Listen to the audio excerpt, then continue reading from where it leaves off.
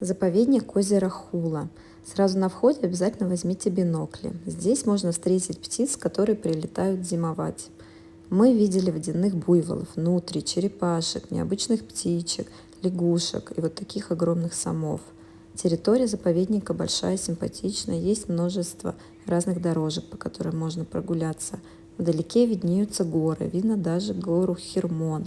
В парк рекомендуется приезжать с конца февраля до середины апреля. А еще можно посетить 4D кинотеатр, где рассказывают, какие именно птицы прилетают зимовать.